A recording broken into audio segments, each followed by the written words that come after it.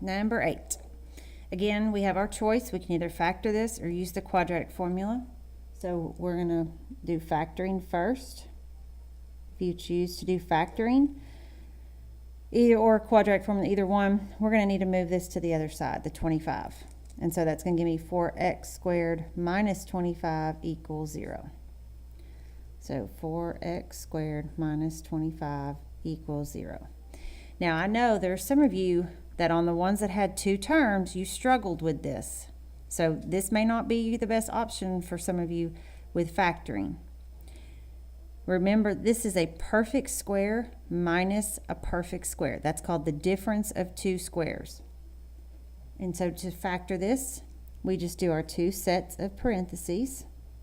We take the square root of the first term, so square root of 4x squared is 2x, and that goes in the front of each set. We do the square root of the back term, which is 25, so that's square root of that's 5. And remember, we make one plus and one minus. So that's our factored answer. To solve it, we're going to kind of do the reverse of the bottoms up. We're going to take what we would have moved up in front of x, we're going to move back down. And we're going to put it back underneath. And we're going to do this so that we can just take the opposite. So now the opposite of this is negative 5/2, and the opposite of this is positive 5/2.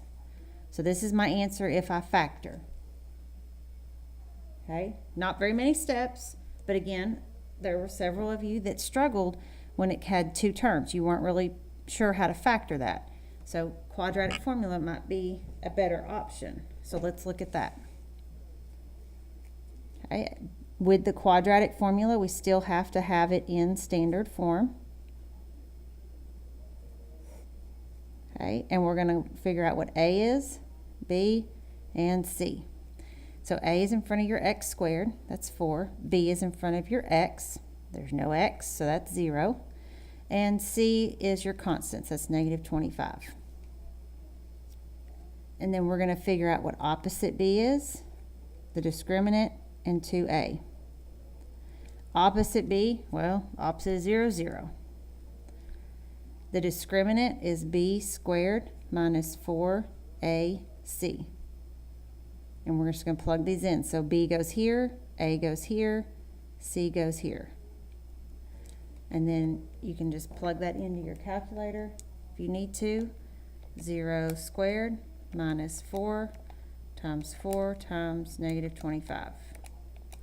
And that gives me 400. And then 2a is 2 times 4, because a is 4, which is 8. So you're going to take these three numbers now, and we're going to find our solution. So x equals 0 plus or minus the square root of 400 over 8. So these three numbers right here are the three numbers that we see. And then we're ready to plug this in the calculator. So 0 plus the square root of 400.